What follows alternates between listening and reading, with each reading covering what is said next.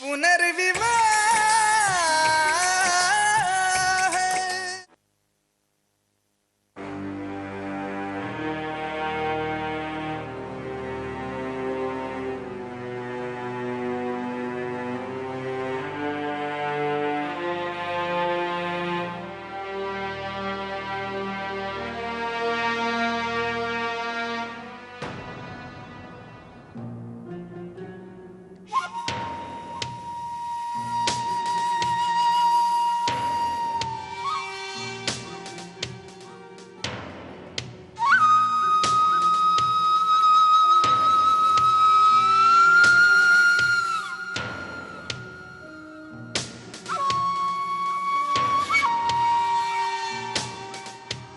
मैं ये देख रही थी कि तू किस मिट्टी की बनी हुई है।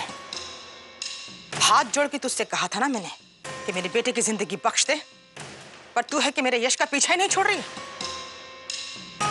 एक्सक्यूज मी,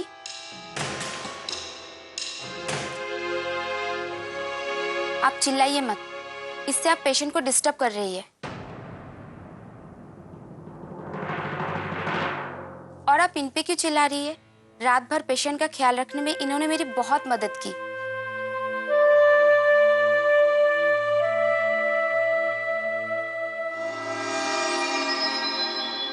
ओ नर्स की बच्ची, पता भी है किससे बात कर रही है? यश का ध्यान रखने के पैसे तुझे मिलते हैं ना, तो फिर इससे क्यों मदद ली? अपना काम तो ढंग से कर नहीं सकती, भाषण जानना शुरू कर दिया। अब हमें तेरी कोई जरूरत नहीं है। चल दफा हो यहाँ से, पैसे घर भिजवा देंगे। चल।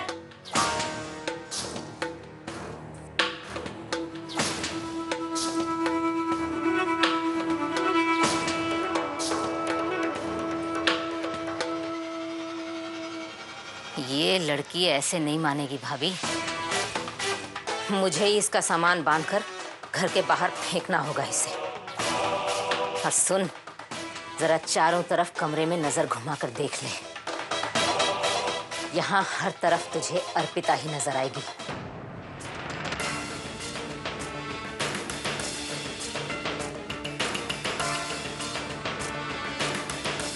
ना तो तू यश के कमरे में जगह बना पाई और ना ही उसके मन में। इसीलिए तुझे इस घर में रहने का बिल्कुल अधिकार नहीं है। आप चिंता मत कीजिए भाभी, मुझ पर भगवान की बहुत कृपा है। यश के जीवन पर लगे हुए इस ग्रहण को आज मैं ही उतार दूंगी। चलिए महारानी जी, आपको बाहर तक छोड़ा।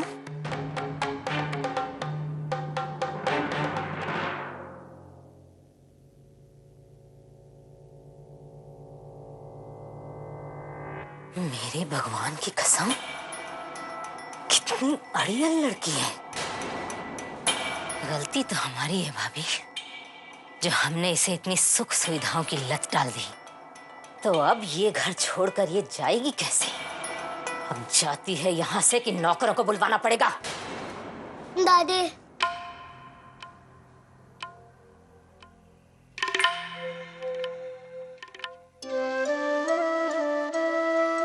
दादी मुझसे नाराज हो ना?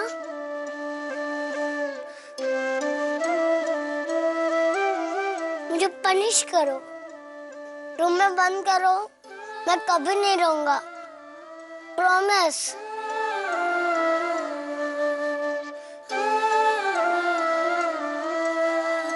लेकिन दादी, मुझे और मेरी मम्मा को नए पापा के पास रहने दो ना।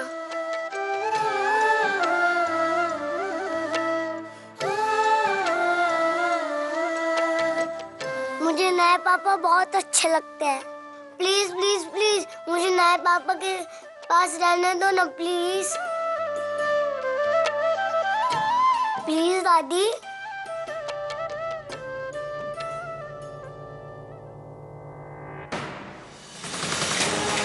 नहीं, तुम अब यहाँ नहीं रह सकते हो,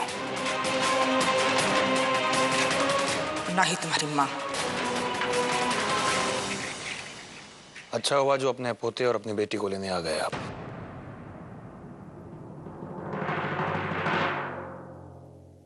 विनती करती हूँ आपसे, एक बार, सिर्फ एक बार आरती को माफ कर दीजिए। बदल लीजिए अपना फैसला। भूल जाइए कि आरती ने आपसे कोई वादा किया था। आरती ने जो कुछ भी किया अंश को बचाने के लिए किया। हर माँ अपने बच्चे के मुंह में मतलबी हो जाती है, उसके लिए रिश्ता कैसे तोड़ सकते हैं? सप्ती जी, मत कीजिए यश जी और आरती को अलग। आरती को सिर्फ एक मौका दीजिए यश जी का ये कर्ज उतारने के लिए, सिर्फ एक मौका। शोभा जी, वो शादी शादी नहीं, एक भूल थी। और भूल को समय रहते सुधार लेने में ही समझदारी है। हम भी वही कर रहे हैं। 2-3 दिन में अपने वकील से बात करके तलाक के कागजात तैयार करके भिजवा देंगे आपके पास। उसके बाद आपकी बेटी भी आजाद हो जाएगी इस बंधन से और हम सब भी मुक्त हो जाएंगे।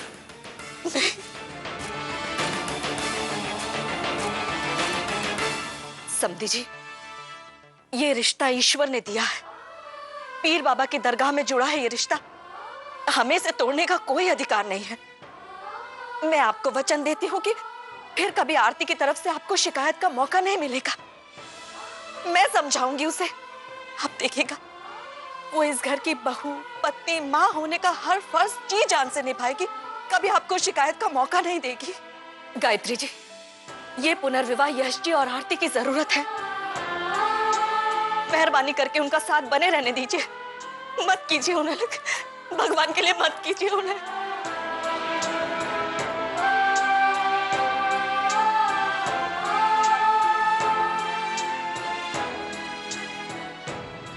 पता नहीं आपका परिवार इतना जिद्दी क्यों है। बार बार कहने के बावजूद भी आप अपने पोते और बेटी को लेके क्यों नहीं जाते हैं? जी सही कहती हैं। ऐशो आराम की आदत लग गई है आपकी आरती को। तो अब इस घर को छोड़कर आपके कबूतर खाने जैसे घर में क्यों जाएगी वो? माफ कीजिए, आरती को धन दौलत का लालच नहीं है, ना ही ऐशो आराम का। घबराइए मत, वो यहां रुकेगी नहीं। बहुत ही स्वाभिमानी लड़की है और इतनी बेइज्जती होने के बाद तो मैं भी उसे यहां नहीं रहने दूंगा। अच्छा लगा ये देखकर कि अब भी थोड़ा स्वाभिमान बाकी है आप में। एक बात और शोभा जी, आगे जाकर यश से किसी तरह की सुलह की उम्मीद मत कीजिएगा, क्योंकि यश ने यह पुनर्विवाह अपने मन से नहीं किया, हमारे जोर देने पर किया है। बस गायत्री, बहुत बातचीत हो गई। इनके पोते और इनकी बेटी को बुलाओ और भेजो इन लोगों को यहाँ से। भाभी,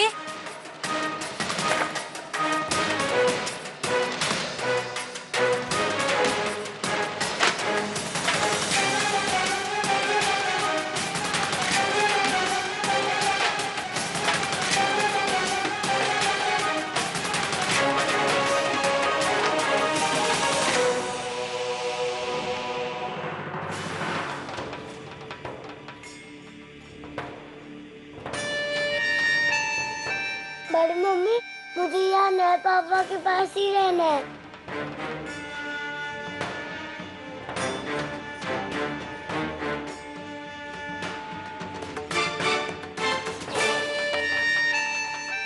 अब किस बात का इंतजार कर रहे हैं आप लोग?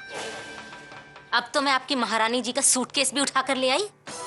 मेरे भगवान की कसम, अगर आप कहें तो इन्हें भी उठाकर बाहर रख दूं।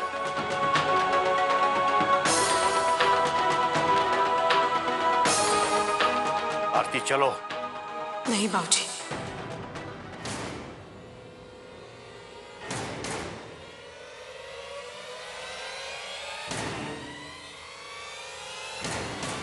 मैं ये घर छोड़कर कहीं नहीं जाऊंगी। अब यही मेरा परिवार है।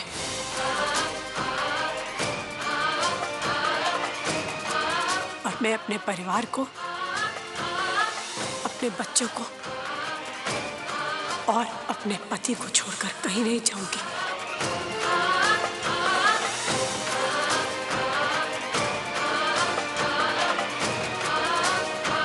यहीं रहूंगी, इसी घर में, इसी घर में। इसी घर में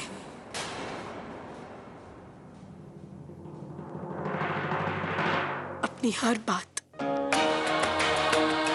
हर गलती के लिए मैं आप सबसे माफी मांगती हूँ। यकीन कीजिए, मैंने जो कुछ भी किया वो जानबूझकर आप लोगों का दिल दुखाने के लिए नहीं किया। मैं आप सबकी बहुत इज्जत करती हूँ। आप सही कहते थे बाबूजी, आप सबने मुझे और अंश को अपनाया,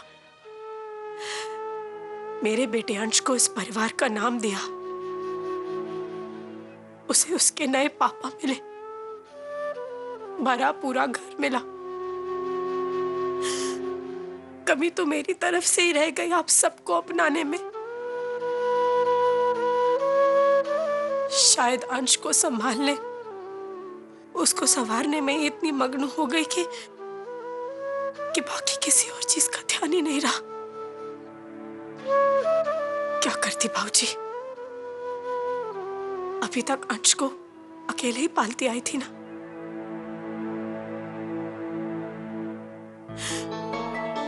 लेकिन अब मुझे मेरी गलती का एहसास हो गया।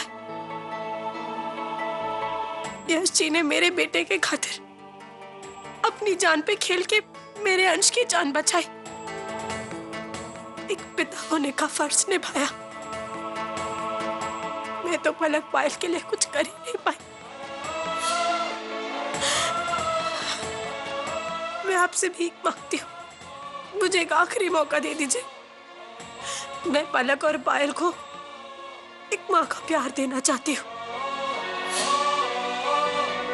उनके लिए वो सब कुछ करना चाहती हूँ जो एक माँ कर सकती है। एक अच्छी माँ, एक अच्छी बहू बनना चाहती हूँ। प्लीज बाबूजी, एक आखिरी मौका दे दीजिए।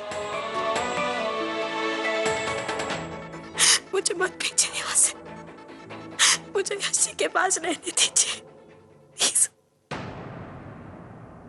बाबूजी, मैं जानता हूं कि मेरा इस वक्त कुछ भी कहना ठीक नहीं होगा, लेकिन प्लीज आरती भाभी को माफ कर दीजिए। उन्हें बस एक मौका और दे दीजिए।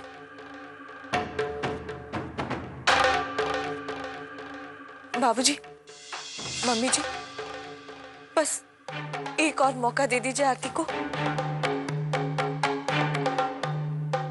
हम सब हमारे होते हुए ये ध्यान रखेंगे कि आरती से और कोई गलती ना हो। बस।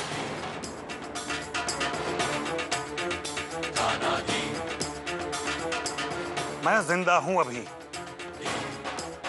और मेरे होते यहां पर कोई और निर्णय नहीं ले सकता। दुनिया भर से सुझाव लेने की आदत नहीं है मुझे।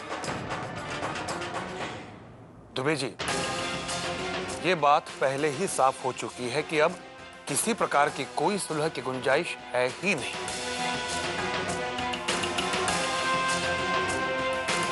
आरती और अंश को संध्या परिवार छोड़कर जाना ही होगा।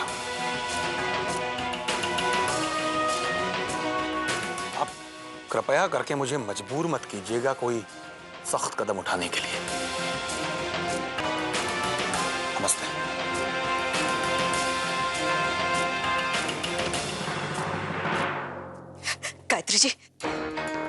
गायत्री जी, आप तो एक औरत हैं, आरती का दुख अच्छी तरह से समझ सकती हैं। मैं आपके आगे हाथ जोड़ती हूँ, आरती को एक मौका दे दीजिए। बस शोभा, और कितना गिड़गिड़ाओगी इनके सामने। आरती, चलो।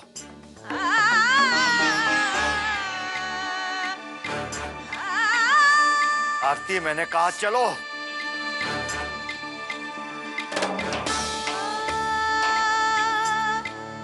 आरती, चलो। मैं आपके आगे हाथ जोड़ती हूँ बाबूजी, मुझे मत लेके जाइए प्लीज बाबूजी, प्लीज। मैं आपके आगे हाथ जोड़ती हूँ बाबूजी, प्लीज। आरती, मैं कहता हूं बस उठो। अब मेरे होते हुए तुम किसी के आगे हाथ नहीं जोड़ोगी।